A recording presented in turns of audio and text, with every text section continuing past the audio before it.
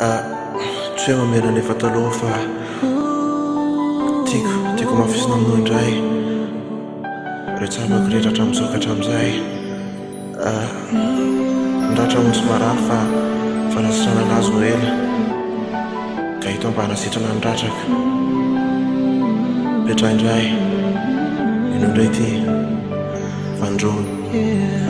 Petsaka ireo zay efa andehanako taty aorinanao, nefa mbola matadidy anao foanao. Eny fa na de tsy tena tiako intsony anao, tiako faranana ireo tantara talo hoe anao toko no nandratra ny ty fo.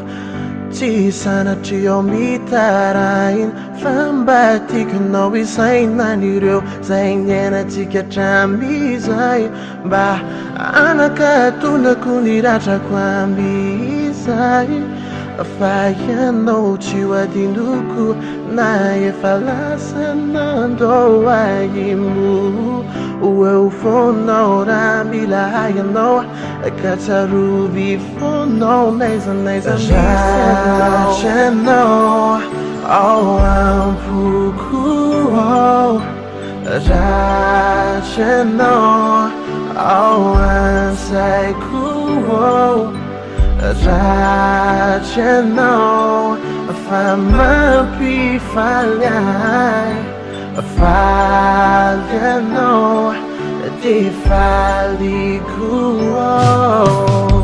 Tsaroko foana ireo ny iainantsika amiko anao lay ho tadidiko mandraky izay.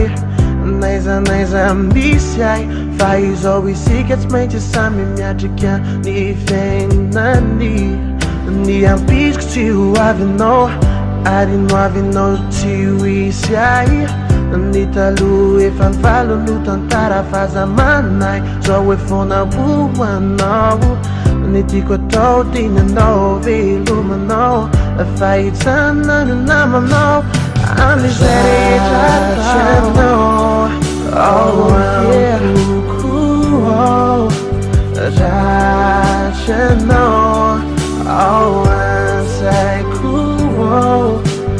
Ratsy anao fa mampifaly ahy.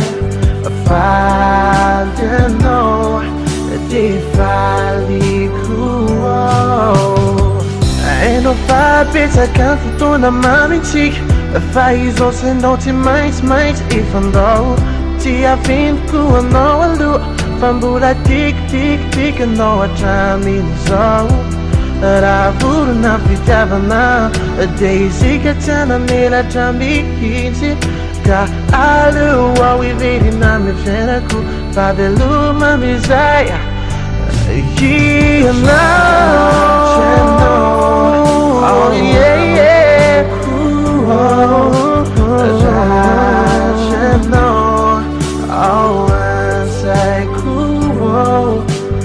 Ratsy anao fa mampifaly ahy. Faly anao de faliko. Ratsy anao ao ampoko. Ratsy anao ao ansaiko. Ratsy anao fa mampifaly ahy. Faly anao de faliko.